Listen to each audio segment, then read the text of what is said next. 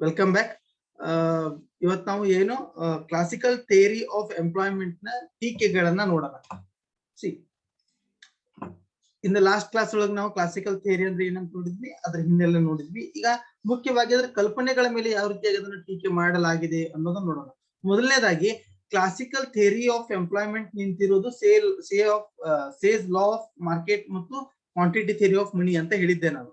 ಈಗ law of market ಏನ್ ಹೇಳುತ್ತೆ, supply creates its own demand ಅಂತ ಹೇಳಿ, ಅಂದ್ರೆ ಪೂರೈಕೆಯು ತನ್ನ ಬೇಡಿಕೆಯನ್ನ ತಾನೇ ಸೃಷ್ಟಿಸಿಕೊಳ್ಳುತ್ತೆ ಅಂತ. ಆದ್ರೆ ವಾಸ್ತವವಾಗಿ ಅದು ಸಾಧ್ಯ ಇಲ್ಲ ಅನ್ನೋದು ಮೊದಲನೇ ಟೀಕೆ. Supply may not create its own demand, ಪೂರೈಕೆಯು ತನ್ನ ಬೇಡಿಕೆಯನ್ನ ತಾನೇ ಸೃಷ್ಟಿಸಿಕೊಳ್ಳದಿರಬಹುದು ಅನ್ನೋದು ಮೊದಲನೇ ಟೀಕೆ. ಹೌದಾ? ಸೊ ಸಪ್ಲೈ ಅನ್ನೋದೇನಿದೆ, ಎಷ್ಟು ಉತ್ಪಾದನೆ ಆಗುತ್ತೋ ಅಷ್ಟೆಲ್ಲದಕ್ಕೂ ಮಾರ್ಕೆಟ್ ಸೃಷ್ಟಿ ಆಗತ್ತೆ ಅನ್ನೋದು ಹೇಳಕ್ ಆಗೋದಿಲ್ಲ. ಹೀಗಾಗಿ ಆ ನಿಯಮ ತಪ್ಪಿದೆ ಅಂತ ಕೆಲವು ಅರ್ಥಶಾಸ್ತ್ರಜ್ಞರು ವಾದ ಮಾಡಿದ್ರು. ಇನ್ನು ಎರಡನೇದಾಗಿ ಏನ್ ಹೇಳ್ತಾರ ಅವರು, ಸಮಗ್ರ ಬೇಡಿಕೆಯು ಸಮಗ್ರ ಪೂರೈಕೆ ಯಾವಾಗ್ಲೂ ಸಮಾನವಾಗಿರುತ್ತೆ ಅಂತ ಹೇಳ್ತಾರೆ, ಯಾರು? Classical economics. ಆದ್ರೆ ವಾಸ್ತವವಾಗಿ ಇದು ಇರೋದಿಲ್ಲ. ಸಮಗ್ರ ಬೇಡಿಕೆ ಯಾವತ್ತಿಗೂ ಸಮಗ್ರ ಪೂರೈಕೆಗೆ ಸಮಾನವಾಗಿರೋದಿಲ್ಲ ಅನ್ನೋದು ಎರಡನೇ ಟೀಕೆ. ಸಮಗ್ರ ಬೇಡಿಕೆ ಅಂದ್ರೆ aggregate demand is not always equal to aggregate supply. Aggregate demand ಅಂದ್ರೆ ಏನು, ಸಮಗ್ರ ಬೇಡಿಕೆ ಅಂದ್ರೆ ಏನು? ಆರ್ಥಿಕತೆಯಲ್ಲಿ ಇರ್ತಕ್ಕಂಥ ಒಟ್ಟು ಬೇಡಿಕೆ. ಒಟ್ಟು ಬೇಡಿಕೆ ಅಂತ ಹೇಳಿದಾಗ ಅನುಭವದ ವೆಚ್ಚಗಳನ್ನ ಮಾಡ್ತೀವಿ, ಹೂಡಿಕೆಯ ವೆಚ್ಚಗಳನ್ನ ಮಾಡ್ತೀವಿ, ರೈಟ್? ಸರ್ಕಾರ ಕೂಡ ವೆಚ್ಚಗಳನ್ನ ಮಾಡ್ತಾ ಇರುತ್ತೆ ಸರಕು ಸೇವೆಗಳ ಮೇಲೆ. ಇವೆಲ್ಲ ಬೇಡಿಕೆಗೆ ಸಂಬಂಧಪಟ್ಟಿದೆ. ಹೌದಾ? ವೆಚ್ಚಗಳು ಅಂದ್ರೆ ಏನು? ಸರಕು ಸೇವೆಗಳನ್ನ ಕೊಂಡುಕೊಳ್ಳುವುದು, ಇದರರ್ಥ ಬೇಡಿಕೆಗೆ ಸಂಬಂಧಪಟ್ಟಿದ್ದು. ಸಮಗ್ರ ಬೇಡಿಕೆಯು ಸಮಗ್ರ ಪೂರೈಕೆಗೆ ಏನು ಉತ್ಪಾದನೆ ಆಗಿರುತ್ತೋ ಅದೆಲ್ಲದಕ್ಕೂ, ಅಥವಾ ಏನ್ ಸಂಪನ್ಮೂಲಗಳ ಲಭ್ಯ ಇರುತ್ತೋ ಅದೆಲ್ಲದಕ್ಕೂ ಸಮಾನ ಆಗಿರುತ್ತೆ ಅನ್ನೋದು ಒಂದು ವಾದ, ಯಾವುದು? Classical economics. ಆದ್ರೆ ಇದು ಯಾವತ್ತಿಗೂ ಸತ್ತಲ್ಲ, ಅಂದ್ರೆ ಕಂಟಿನ್ಯೂ ಆಗಿ ಸಮತೋಲನದಲ್ಲೇ ಇರುತ್ತೆ ಅಂತ ಹೇಳಕ್ ಆಗೋದಿಲ್ಲ, right? So this is next thing. And next important point is employment in a country can not be increased by cutting general wages. ಅಲ್ಲಿ ಕ್ಲಾಸಿಕಲ್ ಎಕನಾಮಿಕ್ಸ್ ಏನ್ ಹೇಳಿದ್ರು ಅಂತ ಹೇಳಿದ್ರೆ, ಹೋಲ್ಡ್ ಅ ಸೆಕೆಂಡ್, ಕ್ಲಾಸಿಕಲ್ ಎಕನಾಮಿಕ್ಸ್ ಏನ್ ಹೇಳಿದ್ರು ಅಂತ ಹೇಳಿದ್ರೆ, ಉದ್ಯೋಗವನ್ನ ಹೆಚ್ಚು ಮಾಡಬೇಕು ಅಂತ ಹೇಳಿದ್ರೆ ಕೂಲಿ ದರಗಳಲ್ಲಿ ಕಡಿತವನ್ನ ಮಾಡಬೇಕು ಅಥವಾ ಕೂಲಿ ದರ ಕಡಿಮೆ ಮಾಡಬೇಕು. ನಾವು ಸೇರ್ ಅವರ ಇಂಪ್ಲಿಕೇಶನ್ಸ್ ನೋಡ್ಬೇಕಾದ್ರೆ ನೋಡಿದ್ವಿ. ಆಮೇಲೆ ಕ್ಲಾಸಿಕಲ್ ಥಿಯರಿ ವಿಚಾರದಲ್ಲಿ ನಾವು ಓದ್ಕೋಬೇಕಾದ್ರೆ ನಾನು ಹೇಳಿದೆ ಏನಪ್ಪಾ ಅಂತ ಹೇಳಿದ್ರೆ, ಕೂಲಿ ದರಗಳನ್ನ ಕಡಿಮೆ ಮಾಡಿದಾಗ ಉದ್ಯೋಗದ ಪ್ರಮಾಣ ಹೆಚ್ಚಾಗತ್ತೆ ಅನ್ನೋದನ್ನ ಈ ಸಂಪ್ರದಾಯ ಪಂಥದವ್ರು ನಂಬಿದ್ರು ಅಂತ. ಸೊ ಇದನ್ನೇ ಪಿಗೋರ್ ಅವರು ಕೂಡ ಮುಂದಿಡ್ತಾರೆ. ಪಿಗೋರ್ ಅವ್ರ ಮುಂದ್ ಥಿಯರಿ ಓದ್ತೀವಿ, ವೇಜ್ ಕಟ್ ಥಿಯರಿ ಅಂತ ಹೇಳಿ, ಕೂಲಿ ಕಡಿತದ ಸಿದ್ಧಾಂತ ರಿಫಾರ್ಮ್ಯುಲೇಟ್ ಮಾಡ್ತಾರೆ ಅವರು ಉದ್ಯೋಗದ ಸಿದ್ಧಾಂತವನ್ನ. ಈ ಕೂಲಿ ಕಡಿತ ಅಂದ್ರೆ ಏನು? ಈಗ 100 ರೂಪಾಯಿ ಕೂಲಿ ಕೊಡ್ತಿರ್ತಾರ ಒಬ್ಬ ಉದ್ಯಮಿ, ಆತ 20 ರೂಪಾಯಿ ಕೂಲಿಯನ್ನ ಕಡಿಮೆ ಮಾಡ್ದ ಅಂತ ಇಟ್ಕೋ, ಅಂದ್ರೆ 80 ರೂಪಾಯಿ ಕೊಡಕ್ ಸ್ಟಾರ್ಟ್ ಮಾಡ್ದ ಅಂತ ಹೇಳಿದ್ರೆ, ನೀನು ಉಳಿದಿರ್ತಕ್ಕಂಥ 20 ರೂಪಾಯಿದಲ್ಲಿ ಬೇರೆದವ್ರಿಗೆ ಆತ ಉದ್ಯೋಗ ಕೊಡಬಹುದು, ರೈಟ್? ಅಂದ್ರೆ ಏನು? ಕೂಲಿಯ ಕಡಿತ ಮಾಡುವುದರಿಂದ ಉದ್ಯೋಗವನ್ನ ಹೆಚ್ಚಿಗೆ ಕೊಡೋ ಸಾಧ್ಯತೆ ಇದೆ ಉದ್ಯಮಿಗಳು. ಆ ಕಾರಣಕ್ಕೆ ಕೂಲಿಯ ಕಡಿತ ಮಾಡಬೇಕು, ಅದರಿಂದ ಪೂರ್ಣೋದ್ಯೋಗವನ್ನ ಸ್ಥಾಪಿಸಬೇಕು ಅನ್ನೋದು ಕ್ಲಾಸಿಕಲ್ ಎಕನಾಮಿಕ್ಸ್ ವಾದ. ಆದ್ರೆ ಇದು ತಪ್ಪು, ಇದು ಸರಿ ಅಲ್ಲ ಅಂತ ಹೇಳಿ ಕೆಲವು ಅರ್ಥಶಾಸ್ತ್ರಜ್ಞರು ವಾದ ಮಾಡಿದ್ದಾರೆ. ಯಾಕಪ್ಪ ಅಂತ ಹೇಳಿದ್ರೆ, ಈಗ ಒಂದ್ ಸಾರಿ ನಾವು ಒಂದು ಸರ್ಟೈನ್ ಲೆವೆಲ್ ಆಫ್ ಇನ್ಕಮ್ಗೆ ನಮ್ಮ ಲೈಫ್ ಅನ್ನ ಸೆಟ್ ಮಾಡ್ಕೊಂಡಾಗ ಅದಕ್ಕಿಂತ ಕಡಿಮೆ ಕೂಲಿಯನ್ನ ಕಡಿಮೆ ವೇತನವನ್ನ ಪಡೆಯೋದಕ್ಕೆ ನಾವು ಒಪ್ಪೋದಿಲ್ಲ. ಯಾಕಂದ್ರೆ ನಮ್ಮ ಲೈಫು ಅಥವಾ ಜೀವನದ ಒಂದು ಸ್ಟ್ಯಾಂಡರ್ಡ್ ಆಫ್ ಲಿವಿಂಗ್ ಏನಿದೆ ಆ ಕೂಲಿಯ ದರಕ್ಕೆ ಅಥವಾ ಆ ಆದಾಯಕ್ಕೆ ಹೊಂದ್ಕೊಂಡ್ಬಿಟ್ಟಾರ, right? Vaishnavi please screen where ಬರಿಬೇಡ್ರಿ. Okay, the third one is there is no direct relationship between wages and employment. ಸೊ ಕೂಲಿ ದರ ಮತ್ತು ಉದ್ಯೋಗದ ನಡುವೆ ಯಾವುದೇ ರೀತಿಯಾದಂತಹ ನೇರ ಸಂಬಂಧ ಇರೋದಿಲ್ಲ ಅನ್ನೋದು ಮತ್ತೊಂದು ವಾದ. ಈಗ ಏನ್ ಹೇಳ್ತಾರೆ, ಕೂಲಿ ದರದಲ್ಲಿ ಆಗ್ತಕ್ಕಂಥ ಬದಲಾವಣೆಯಿಂದ ಉದ್ಯೋಗದಲ್ಲಿ ಬದಲಾವಣೆ ಆಗತ್ತೆ ಅಂತ ಕ್ಲಾಸಿಕಲ್ ಎಕನಾಮಿಕ್ಸ್ ಹೇಳ್ತಾರೆ. ಅಂದ್ರೆ ಕೂಲಿ ದರ ಕಡಿಮೆ ಮಾಡಿದ್ರೆ ಉದ್ಯೋಗ ಹೆಚ್ಚಾಗತ್ತೆ. ಬಟ್ ನೇರವಾಗಿ ಈ ರೀತಿಯಾದಂತ ಸಂಬಂಧ ಇರೋದಿಲ್ಲ ಕೂಲಿಯ ದರ ನಡುವೆ ಅನ್ನೋದು ಕೆಲವು ಅರ್ಥಶಾಸ್ತ್ರಜ್ಞರ ವಾದ ಆಗಿತ್ತು. ಇನ್ನು interest rate adjustments cannot solve savings investment problem. ಸಂಪ್ರದಾಯ ಪಂಥದ ಅರ್ಥಶಾಸ್ತ್ರಜ್ಞ ಏನ್ ಹೇಳ್ತಾರೆ, ಉಳಿತಾಯ ಮತ್ತು ಹೂಡಿಕೆ ಎರಡೂ ಅಂಶಗಳು ಸಮನಾಗಿರತ್ತೆ ಅಂತ. ಹೌದಾ? Saving is equal to investment ಅಂತ ಹೇಳ್ತಾರೆ. ಆದ್ರೆ ಈ ಸಮತೋಲನ ಯಾವ ರೀತಿಯಾಗಿ ಯಾವ ಕಾರಣದಿಂದ ಬರುತ್ತೆ ಅಂತ ಹೇಳಿದ್ರೆ, ಬಡ್ಡಿಯ ದರದ ಕಾರಣದಿಂದ ಬರುತ್ತೆ ಅನ್ನೋದು ಸಂಪ್ರದಾಯ ಪಂಥದವ್ರದ್ದು ವಿಚಾರ. ಆದ್ರೆ ಯಾವತ್ತು ಕೇವಲ ಬಡ್ಡಿ ದರದಿಂದ ಈ ಸಮತೋಲನ ಬರೋದಕ್ಕೆ ಸಾಧ್ಯ ಇಲ್ಲ ಅನ್ನೋದು ಕೆಲವು ಎಕನಾಮಿಕ್ಸ್ ಇದನ್ನ ಅನ್ನೋ ಬೇಸಿಸ್ ಮೇಲೆ ಕ್ರಿಟಿಸೈಸ್ ಮಾಡಿದ್ದಾರೆ. ಈಗ next one is classical economists have made the economy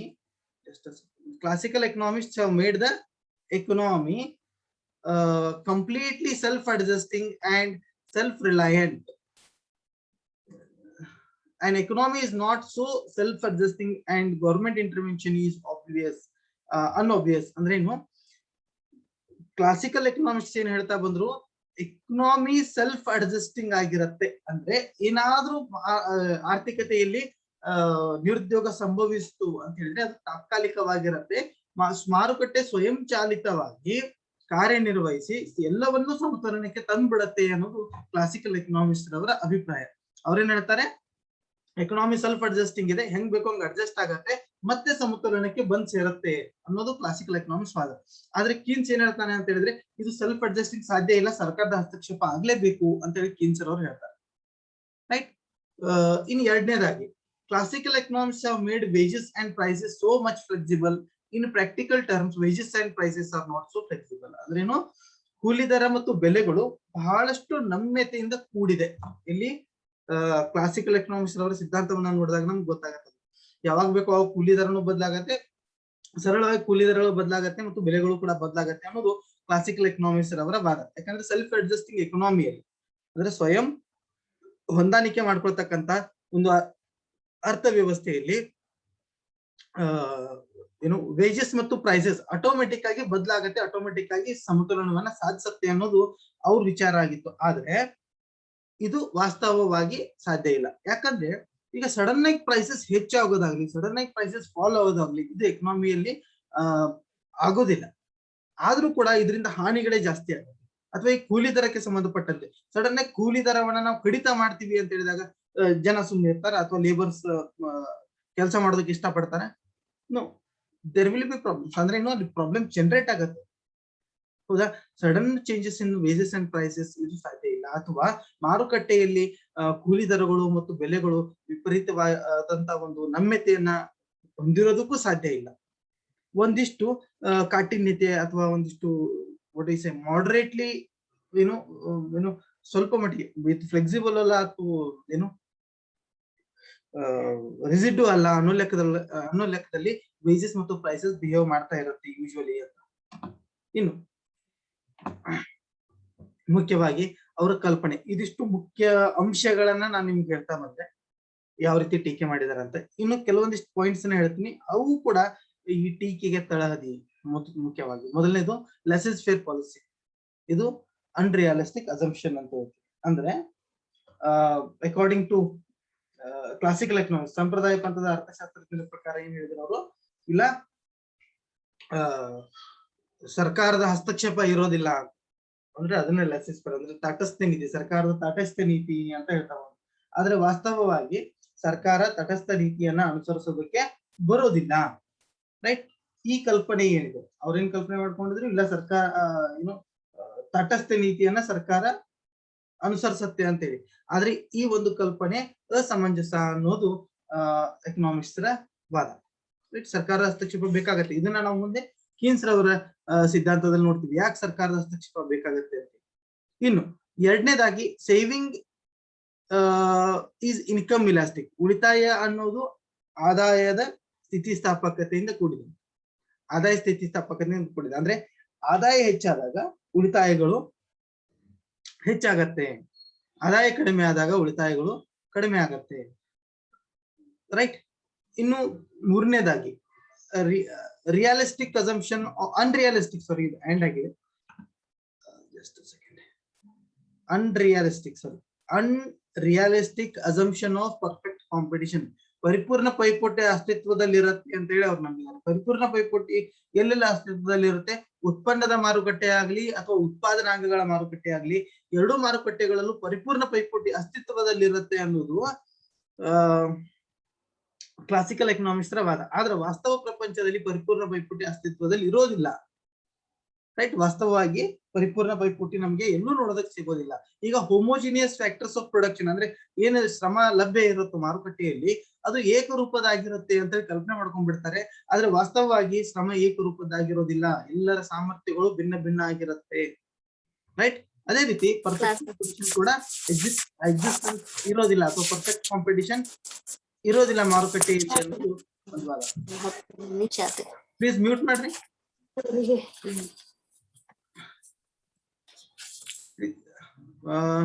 then under employment equilibrium ಅಂದ್ರೆ ಪೂರ್ಣೋದ್ಯೋಗ ಮಟ್ಟದಲ್ಲಿ ಸಮತೋಲನವನ್ನ ಮಾತ್ರ ಸಾಧಿಸ್ತೀವಿ ಅಂತಿಲ್ಲ, ಪೂರ್ಣೋದ್ಯೋಗ ಮಟ್ಟಕ್ಕಿಂತನೂ ಕೆಳಗಡೆ. ಫಾರ್ ಎಕ್ಸಾಂಪಲ್ ಇಲ್ಲಿ ಪೂರ್ಣೋದ್ಯೋಗದ ಮಟ್ಟ ಇದೆ ಅಂತ ಇಟ್ಕೊಳ್ಳಿ. ಈ ಬಿಂದುವಿನಲ್ಲಿ ಪೂರ್ಣೋದ್ಯೋಗದ ಮಟ್ಟ ಇದೆ ಅಂತ ಇಟ್ಕೊಳ್ಳಿ. ಈಗ ಜಸ್ಟ್ ಅ ಮಿನಿಟ್.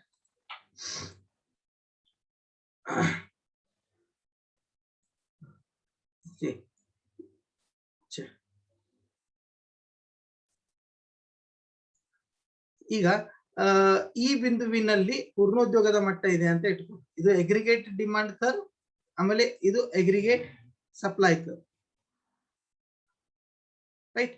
ಈಗ ಪೂರ್ಣೋದ್ಯೋಗ ಅಂತ ಹೇಳಿದಾಗ ಇದೇ ಒಂದು ಬಿಂದುವಿನಲ್ಲಿ ಎಲ್ಲಾ ಸಂಪನ್ಮೂಲಗಳನ್ನ ಬಳಸ್ಕೊಂಡು ಇದೇ ಒಂದು ಬಿಂದುವಿನಲ್ಲಿ ಇಕ್ವಿಲಿಬ್ರಿಯಂ ಇರಬೇಕು ಅಂತ ಹೇಳ್ತಾರೆ ಅವರು. ಆದ್ರೆ ವಾಸ್ತವವಾಗಿ ಇಕ್ವಿಲಿಬ್ರಿಯಂ ಇಲ್ಲೇ ಇರಬೇಕು ಅಂತೇನಿಲ್ಲ, ಇದಕ್ಕಿಂತನೂ ಕೆಳಮಟ್ಟದಲ್ಲೂ ಕೂಡ ಇರಬಹುದು. So it may be here. ಪೂರ್ಣೋದ್ಯೋಗದ ಮಟ್ಟಕ್ಕಿಂತನೂ ಕೆಳಮಟ್ಟದಲ್ಲೂ ಕೂಡ ಉದ್ಯೋಗ ಅನ್ನೋದು ಇರಬಹುದು ಅನ್ನೋದು ಎಕನಾಮಿಸ್ಟರ ವಾದ. ಸೊ ಅಂಡರ್ ಎಂಪ್ಲಾಯ್ಮೆಂಟ್ ಇಕ್ವಿಲಿಬ್ರಿಯಂ ಸಾಧ್ಯ ಇದೆ, ಪೂರ್ಣೋದ್ಯೋಗದ ಸಮತೋಲನ ಮಾತ್ರ ಇರಬೇಕು ಅಂತ ಏನಿಲ್ಲ. ಹೌದಾ? ಇನ್ನು ನೋ ಆಟೋಮೆಟಿಕ್ ಅಡ್ಜಸ್ಟ್ಮೆಂಟ್. ಅರ್ಥವ್ಯವಸ್ಥೆಯಲ್ಲಿ ಅರ್ಥವ್ಯವಸ್ಥೆ ಸ್ವಯಂ ಚಾಲಿತವಾಗಿರುತ್ತೆ ಮತ್ತು ಸ್ವಯಂ ಹೊಂದಾಣಿಕೆ ಮಾಡ್ಕೊಳ್ಳುತ್ತೆ ಅನ್ನೋದು ಕ್ಲಾಸಿಕಲ್ ಎಕನಾಮಿಸ್ಟರ ವಾದ. ಇದು ಕೂಡ ತಪ್ಪು. ಯಾಕಂದ್ರೆ ಆಟೋಮೆಟಿಕ್ ಅಡ್ಜಸ್ಟ್ ಆಗೋದಕ್ಕೆ ಸಾಧ್ಯ ಆಗೋದಿಲ್ಲ. ಅರ್ಥವ್ಯವಸ್ಥೆಯನ್ನ ನಿಯಂತ್ರಿಸೋದಕ್ಕೆ ಏನಾದ್ರೂ ಬೇಕಾಗತ್ತೆ. ಅದೇನಪ್ಪಾ ಅಂತ ಹೇಳಿದ್ರೆ ಸರ್ಕಾರದ ಹಸ್ತಕ್ಷೇಪ ಬೇಕಾಗತ್ತೆ. ಹೌದಾ? ಅವಾಗ ಸರ್ಕಾರ ಹೊಂದಾಣಿಕೆಯನ್ನ ಮಾಡ್ಕೊಳ್ಳೋದು ಅಥವಾ ಸಮತೋಲನವನ್ನ ಸಾಧಿಸೋದು ಅಥವಾ ಗುರಿಯನ್ನ ತಲುಪತಕ್ಕಂತ ಸಾಧ್ಯತೆಗಳು ಇರುತ್ತೆ ಅನ್ನೋದು.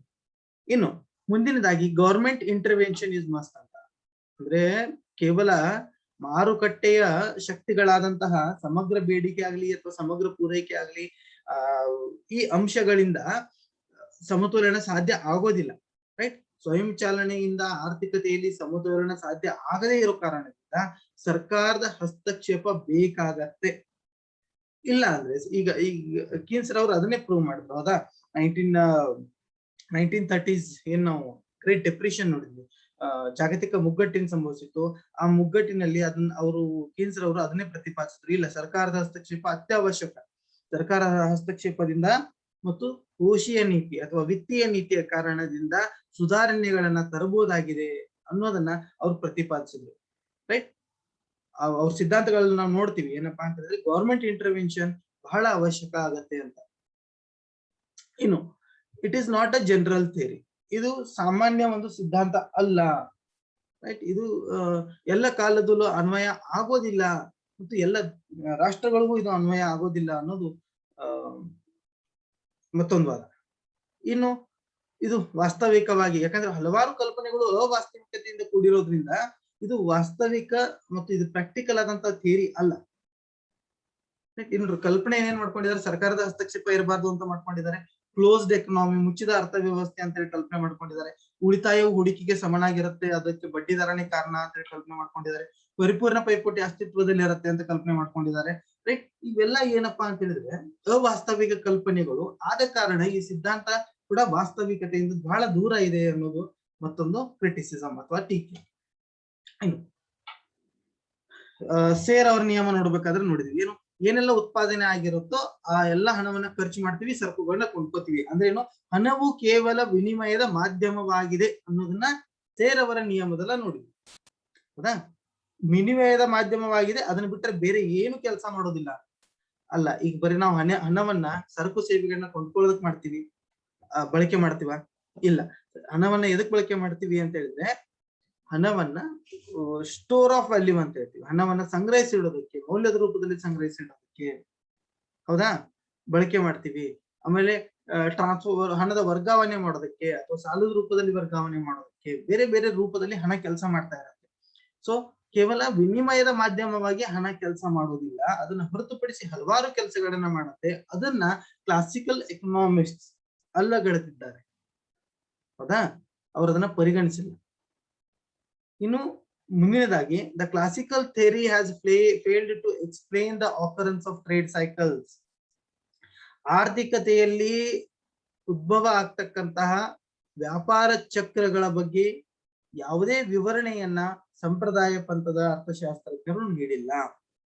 ಸೊ ವ್ಯಾಪಾರ ಚಕ್ರಗಳು ಆರ್ಥಿಕತೆಯಲ್ಲಿ ನಿರಂತರವಾಗಿದ್ದೇ ಇರುತ್ತೆ. ಹೌದಾ, ಈ ವ್ಯಾಪಾರ ಚಕ್ರಗಳು ಸಂಭವಿಸೋ ಕಾರಣಗಳಾಗ್ಲಿ ಅಥವಾ ಈ ವ್ಯಾಪಾರ ಚಕ್ರದ ಕುರಿತು ಯಾವುದೇ ರೀತಿಯಾದಂತಹ ವಿವರಣೆಯನ್ನ ನಾವು ಸಂಪ್ರದಾಯ ಪಂಥದ ಉದ್ಯೋಗದ ಸಿದ್ಧಾಂತದಲ್ಲಿ ಕಾಣೋದಿಲ್ಲ. ಉದಾಹರಣೆಗೆ, ಅರ್ಥವ್ಯವಸ್ಥೆ ಮುಗ್ಗಟ್ಟಿನ ಸ್ಥಿತಿಯಲ್ಲಿದ್ದಾಗ ನಿರುದ್ಯೋಗದ ಸ್ಥಿತಿ ವಿಪರೀತವಾಗಿ ಉಂಟಾಗುತ್ತೆ. ಅದೇ ಅರ್ಥವ್ಯವಸ್ಥೆ ಯಾವಾಗ ಪ್ರಾಸ್ಪೆರಿಟಿ ಅಂದ್ರೆ ಉತ್ತುಂಗವನ್ನ ತಲುಪಿದಾಗ, ಸಮೃದ್ಧಿಯನ್ನ ಸಾಧಿಸಿದಾಗ ಪೂರ್ಣೋದ್ಯೋಗವನ್ನ ತಲುಪಬಹುದು ಅಥವಾ ಉದ್ಯೋಗದ ಮಟ್ಟವನ್ನ ಹೆಚ್ಚಿಗೆ ಕಾಣ್ಬೋದು. ಆ ಒಂದು ಸನ್ನಿವೇಶದಲ್ಲಿ ಇರ್ತಕ್ಕಂತ ಒಂದು ಎಂಪ್ಲಾಯ್ಮೆಂಟ್ ಸ್ಟೇಟಸ್ ಆಗ್ಲಿ ಅಥವಾ ಇನ್ಕಮ್ ಸ್ಟೇಟಸ್ ಆಗ್ಲಿ ಬೇರೆನೆ ಇರುತ್ತೆ. ಆ ಕಾರಣಕ್ಕೆ ಕ್ಲಾಸಿಕಲ್ ಎಕನಾಮಿಕ್ಸ್ ಇದು ವ್ಯಾಪಾರ ಚಕ್ರಗಳನ್ನ ಪರಿಗಣಿಸೋದು ತಮ್ಮ ಸಿದ್ಧಾಂತದಲ್ಲಿ ಪರಿಗಣಿಸಬೇಕಾಗಿತ್ತು, ಅದನ್ನ ಪರಿಗಣಿಸಿಲ್ಲ. ಮೊದಲನೇದು. ಎರಡನೇದಾಗಿ, ಅದ್ರ ಬಗ್ಗೆ ಯಾವುದೇ ವಿವರಣೆಯನ್ನ ಅಥವಾ ಸ್ಪಷ್ಟತೆಯನ್ನ ನೀಡಿಲ್ಲ ಅವ್ರ ಸಿದ್ಧಾಂತಗಳಲ್ಲಿ. ಇನ್ನು ಸೇರ್ ಅವರ ನಿಯಮ ಬಹಳ ವೀಕ್ ಆಗಿದೆ, ಬಹಳ ದೌರ್ಬಲ್ಯದಿಂದ ಕೂಡಿದೆ ಅಂತ ಹೇಳ್ತಾರೆ. ಅಂದ್ರೆ ಯಾಕಪ್ಪ ಇದು ಸೇರ್ ಅವರ ನಿಯಮ ದುರ್ಬಲವಾಗಿದೆ ಅಂತ ಹೇಳಿದ್ರೆ, supply creates its own demand. ಪೂರೈಕೆಯು ತನ್ನ ಬೇಡಿಕೆಯನ್ನು ತಾನೇ ಸೃಷ್ಟಿಸಿಕೊಳ್ಳುತ್ತೆ ಅಂತ ಸರಳವಾಗಿ ಹೇಳ್ಬಿಟ್ರು. ಆದ್ರೆ ಆ ಸಿದ್ಧಾಂತ ಕೂಡ ಹಲವಾರು ಕಲ್ಪನೆಗಳ ಮೇಲೆ ನಿಂತ್ಕೊಂಡಿದೆ. ಒಂದು. ಎರಡನೇದಾಗಿ, ಉತ್ಪಾದನೆ ಆಗಿರ್ತಕ್ಕಂಥದ್ದೆಲ್ಲಾನು ಮಾರಾಟ ಆಗ್ಬಿಡತ್ತೆ ಸರಳವಾಗಿ ಅಂತ ಹೇಳಿ ಹೇಳ್ಬಿಟ್ರು. ಅದು ವಾಸ್ತವಿಕವಾಗಿ ಹೇಳಕ್ ಆಗೋದಿಲ್ಲ, ರೈಟ್. ಮತ್ತು ಅವ್ರ ಕಲ್ಪನೆಗಳು ಕೂಡ ಬಹಳಷ್ಟು ಅವಾಸ್ತವಿಕ ಕಲ್ಪನೆಗಳಿಂದ ಕೂಡಿರೋದ್ರಿಂದ ಆ ನಿಯಮ ಕೂಡ ತಪ್ಪಾಗಿದೆ ಅಥವಾ ಬಹಳ ದುರ್ಬಲವಾಗಿದೆ ಅಂತ, ತಪ್ಪಾಗಿದೆ ಅನ್ನೋಕ್ಕಿಂತ ದುರ್ಬಲವಾಗಿದೆ ಅಂತ ಹೇಳ್ತೀವಿ. ಇನ್ನು money is not merely away, right. ಕೇವಲ ಹಣವನ್ನ ನಾವು ಈಗಾಗಲೇ ನಾವು ಹೇಳಿದಾಗೆ ವಿನಿಮಯದ ಮಾಧ್ಯಮವನ್ನಾಗಿ ಅಲ್ಲದೆ ಬೇರೆ ಉದ್ದೇಶಗಳಿಗಾಗೂ ಅದನ್ನ ನಾವು ಬಳಸ್ತೀವಿ. ಮತ್ತು next one is it ignores problems of short period. ಅಲ್ಪಾವಧಿಯ ಸಮಸ್ಯೆಗಳ ಬಗ್ಗೆ ಯಾವುದೇ ರೀತಿಯಾದಂತಹ ಯಾವುದೇ ರೀತಿಯಾದಂತಹ ಮಹತ್ವವನ್ನ ತೋರಿಸೋದಿಲ್ಲ. ಸೊ ಅಲ್ಪಾವಧಿಯನ್ನ ಅದು ಈ ಸಿದ್ಧಾಂತ, ಸಂಪ್ರದಾಯ ಪಂಥದ ಸಿದ್ಧಾಂತ ನಿರ್ಲಕ್ಷಿಸುತ್ತೆ ಅಥವಾ ಅಲ್ಲಗಳೆಯುತ್ತೆ. ಇನ್ನು it is not based on empirical facts. ಇದು ನಾಲ್ಕು ಗೋಡೆಯ ಮಧ್ಯೆ ಕುಂತು ಥಿಯರಿ ರೂಪದಲ್ಲಿ, ಸಿದ್ಧಾಂತದ ರೂಪದಲ್ಲಿ ಪ್ರತಿಪಾದಿಸಿದ್ದು ಯಾವುದೇ ರೀತಿಯಾದಂತಹ ಎಂಪಿರಿಕಲ್ ರಿಸರ್ಚ್ ಮಾಡಿ ಅಥವಾ ಫೀಲ್ಡ್ಗೆ ಹೋಗಿ ಸ್ಟಡಿ ಮಾಡಿ ಹೇಳಿರ್ತಕ್ಕಂಥ ಸಿದ್ಧಾಂತ ಅಲ್ಲ ಅನ್ನೋದು ಮತ್ತೊಂದು ವಿಚಾರ. So it is not based on empirical facts ಅಂತ ಹೇಳಿ ಕೆಲವರು ವಾದ ಮಾಡಿದ್ದಾರೆ. ಸೊ ಇದು ವಾಸ್ತವವಾಗಿ ಎಲ್ಲಿ ಅನ್ವಯ ಆಗತ್ತೆ ಅನ್ನೋದು ಪ್ರಶ್ನೆ ಮೂಡುತ್ತೆ. ಹಾಗಾದ್ರೆ ನೆಕ್ಸ್ಟ್ ಒನ್ ಈಸ್ ಜೇಮ್ ಕೀನ್ಸ್ ರವರ ಕ್ರಿಟಿಸಿಸಮ್. ಈ ಕ್ಲಾಸಿಕಲ್ ಥಿಯರಿಯನ್ನ ಕೀನ್ಸ್ ರವರು ತಮ್ಮದೇ ರೀತಿಯಲ್ಲಿ ಕ್ರಿಟಿಸೈಸ್ ಮಾಡ್ತಾ ಬಂದಿದ್ದಾರೆ.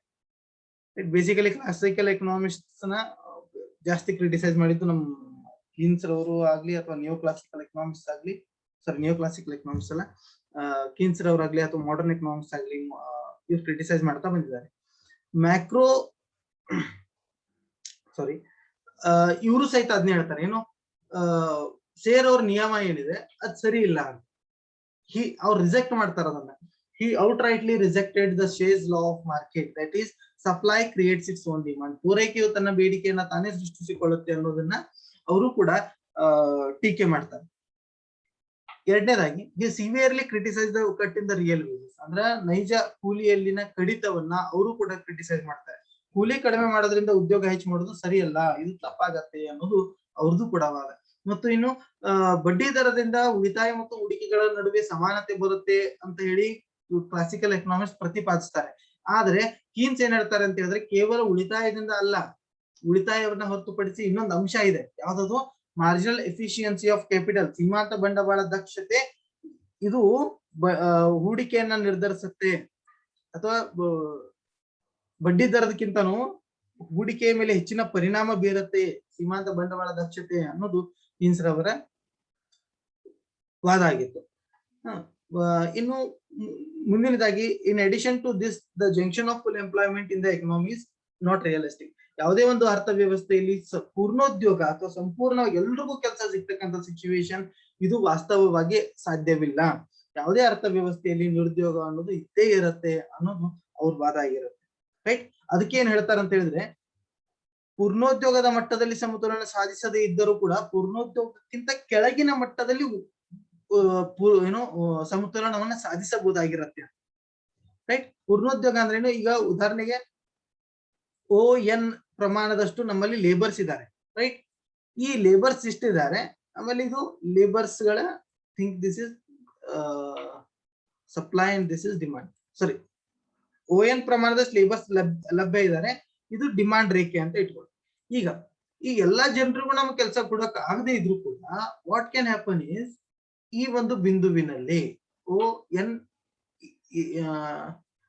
N1 ಅಂತ ಏನಿದೆ, ಈ ಒಂದು ಬಿಂದುವಿನಲ್ಲಿ ನಾವು ಸಮತೋಲನ ಸಾಧಿಸಬಹುದು. ಅಂದ್ರೆ ಪೂರ್ಣೋದ್ಯೋಗವನ್ನ ತಲುಪದೇ ಇದ್ರೂ ಕೂಡ ನಾವು ಪೂರ್ಣೋದ್ಯೋಗಕ್ಕಿಂತ ಕೆಳಗಿನ ಮಟ್ಟದಲ್ಲಿ ಸಮತೋಲನವನ್ನ ಸಾಧಿಸಬಹುದಾಗಿದೆ ಅನ್ನೋದು ಕೀನ್ಸ್ ರವರ ವಿಚಾರ ಆಗಿತ್ತು. ಇನ್ನು ಅಂಡರ್ ಎಂಪ್ಲಾಯ್ಮೆಂಟ್ ಇದ್ದೇ ಇರತ್ತೆ ಅರ್ಥವ್ಯವಸ್ಥೆಯಲ್ಲಿ ಇರಬಹುದು ಅನ್ನೋದು ಕೀನ್ಸ್ ಅವರ ವಾದ. ಮತ್ತೆ ಇದೇನ್ ಹೇಳಿದ್ನಲ್ಲ ನಾನು, ಪೂರ್ಣೋದ್ಯೋಗ ಮಟ್ಟಕ್ಕಿಂತನೂ ಕಡಿಮೆ ಮಟ್ಟದ ಒಂದು ಉದ್ಯೋಗದ ಸ್ಥಿತಿ ಏನಿರತ್ತೆ ಅಲ್ಲಿ ನಾವು ಅಂಡರ್ ಎಂಪ್ಲಾಯ್ಮೆಂಟ್ ನ ಕಾಣ್ತೀವಿ. ರೈಟ್, ಕ್ಲಾಸಿಕಲ್ಸ್ ಅಡ್ವೊಕೇಟೆಡ್ ಲೆಸೆಸ್ ವೇರ್, ಸರ್ಕಾರದ ಹಸ್ತಕ್ಷೇಪ ಇರಬಾರ್ದು ಅಂತ ಹೇಳಿ ಕ್ಲಾಸಿಕಲ್ ಎಕನಾಮಿಕ್ಸ್ ಅಂದ್ರೆ ಸಾಂಪ್ರದಾಯಿಕ ಪಂಥದ ಅರ್ಥಶಾಸ್ತ್ರಜ್ಞರು ಪ್ರತಿಪಾದಿಸಿದ್ರು. ಆದ್ರೆ ಕೀನ್ಸ್ ಏನ್ ಹೇಳಿದ್ರು ಅಂತ ಹೇಳಿದ್ರೆ, ಇಲ್ಲ, ಸರ್ಕಾರದ ಹಸ್ತಕ್ಷೇಪ ಅವಶ್ಯಕ ಆಗಿರತ್ತೆ ಅಂತ. ಇನ್ನು ಪರಿಣಾಮಕಾರಿ ಬೇಡಿಕೆಯಲ್ಲಿ ಕೊರತೆ ಆಗೋ ಸಾಧ್ಯತೆ ಇದೆ.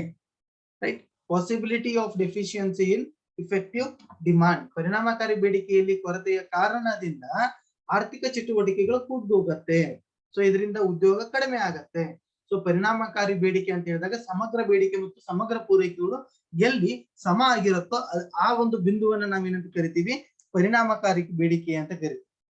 ರೈಟ್, ಸೊ ಪರಿಣಾಮಕಾರಿ ಬೇಡಿಕೆಯಲ್ಲಿ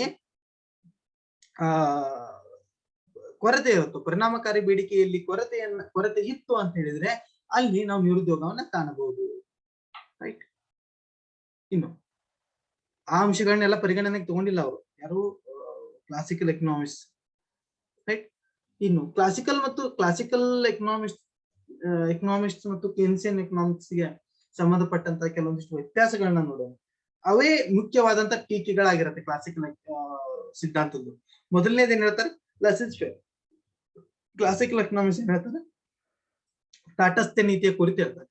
ಅಂದ್ರೆ ಮಾರುಕಟ್ಟೆ ಪರ್ಫೆಕ್ಟ್ ಆಗಿದೆ, ದರ್ ಇಸ್ ಪರ್ಫೆಕ್ಟ್ ಮಾರ್ಕೆಟ್ ಅಂದ್ರೇನು, ಅದು ಪರಿಪೂರ್ಣತೆಯಿಂದ ಕೂಡಿರುತ್ತೆ. ಸರ್ಕಾರದ ಹಸ್ತಕ್ಷೇಪ ಇರಲೇಬಾರದು.